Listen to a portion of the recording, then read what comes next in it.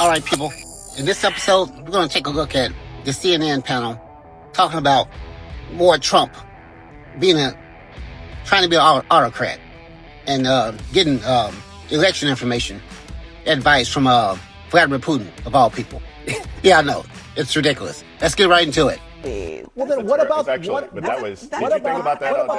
a terrible analogy. What about the Democrat Attorney General of New Jersey who just announced what's going on? Mail-in ballots, you can never have a real democracy with mail-in ballots. And we, as a Republican Party, are going to do everything possible that we get rid of mail-in ballots. We're going to start with an executive order that's being written right now by the best lawyers in the country to end mail-in ballots because they're corrupt. And you know that we're the only country in the world, I believe, I may be wrong, but just about the only country in the world that uses them because of what's happened. Massive fraud all over the place. Mail-in ballots are not corrupt. Fraud rates in federal elections are tiny, and dozens of countries use mail-in voting, despite what Trump claims. So why is the president suddenly so amped up about this again? Well, apparently someone got in his ear. Someone with a history of fair elections and a wealth of knowledge when it comes to election integrity. Vladimir Putin, smart guy, said you can't have an honest election with mail-in voting. And he said there's not a country in the world that uses it now. Yes, Mr. President, he would know because you'll recall that Vladimir Putin changed Russia's constitution to remain in power. Many of his opponents are either dead or in prison or in exile. Russia is notorious for vote tampering, restrictions on monitors, and rampant voter intimidation. And yes, Russia has interfered with America's elections. But perhaps the most important point is that it's unclear what the administration could actually do to end mail-in voting, since that power belongs to the states. Just ask the Constitution. Joining us in our fifth seat at the table is Sam Seder, host of the Majority Report. I don't know if President Trump forgot that he did this, but let me just play it. This is September 2024, about a year ago, when he said this to his own supporters. You know that absentee ballots are about to go out in North Carolina? In other words, it's time to start thinking about let's vote. So important. This will be the most important election in the history of our country. So whether it's mail-in ballots, early voting, voting on the day, you got to get out and vote. We want to save our country. We're the only one going to save it. That other group of people, they're going to destroy our country. I'm going to cut in right here for just a few seconds, and I'll get you back to the rest of the video. The guy is seriously taking information, advice from Vladimir Putin, the ultimate dictator. The guy who changed his constitution so he can stay in power, which is exactly what Donald Trump wants to do. And we're supposed to take this and believe it with a straight face. And it's also untrue.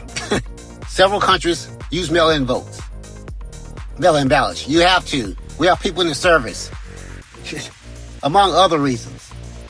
It's never been found any large amount of fraud that has ever changed any presidential or any major election. And when it is found, guess who's doing it? Every time. Republicans.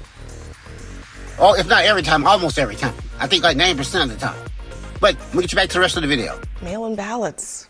He was fine with it.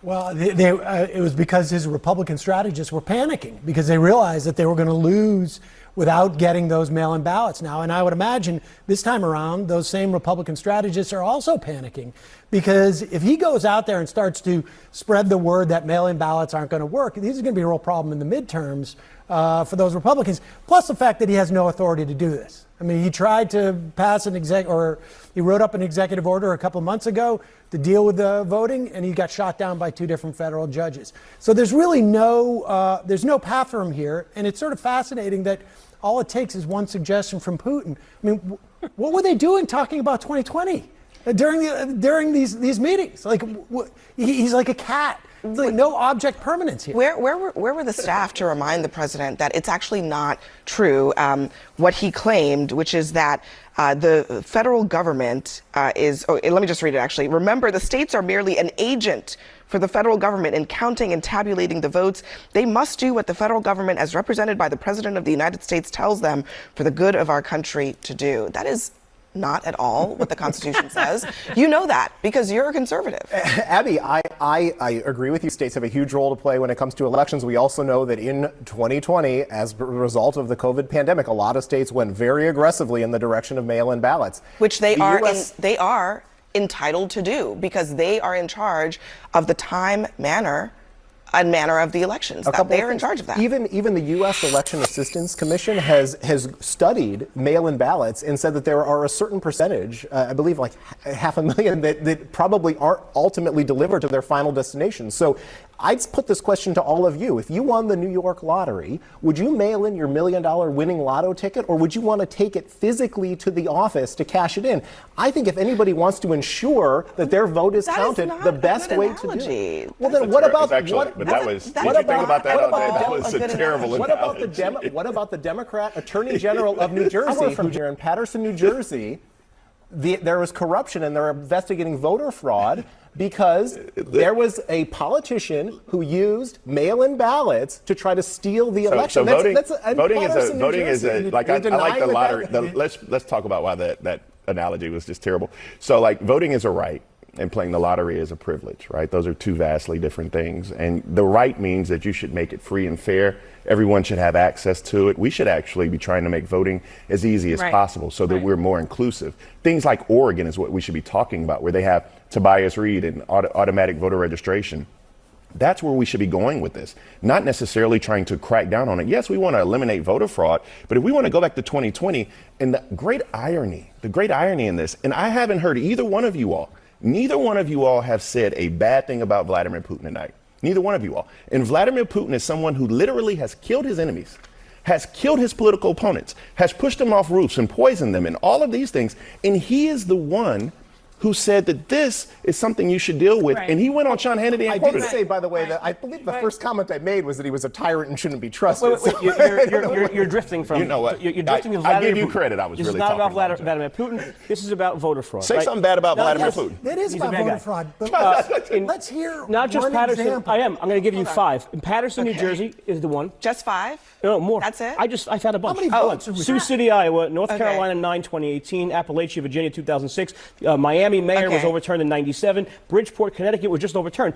Okay. Not every ballot. So Joe, tell Let me me finish that. where Not every ballot. Tell me the degree to which mail-in voting I'm telling fraud was enough to change the result of a presidential election. Where is that? I can't pronounce the name. In Michigan, of a in Miami, presidential election? But not every election is about the presidential race. We Okay. also elect people at the state, federal, and local level. The point I'm trying to make is, Trump Abby, is making this statement let me finish based the point. on Joe his Biden win? own experience. let me finish the point. Not every ballot mailed in. Yeah, you don't need to hear that point. It's going to be total bullshit. These Trump apologists is what they are. They're like some kind of sick, extreme religious apologists. They will back whatever this man says. And they'll try to make there's actually great points to it. Whatever crazy shit he throws out every other day, I guarantee you're going to see someone on the news trying to back it up as if it's good. Knowing it's just crazy, irresponsible, insane, dishonest crap. They will back whatever this person says. Not only is that a cult, but this is not democracy, people.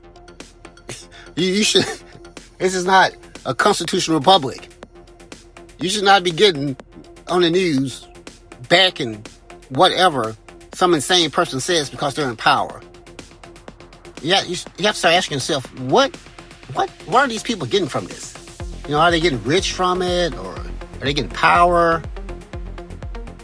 To constantly have people, coming on backing up whatever crazy thing this man says, knowing it's not true.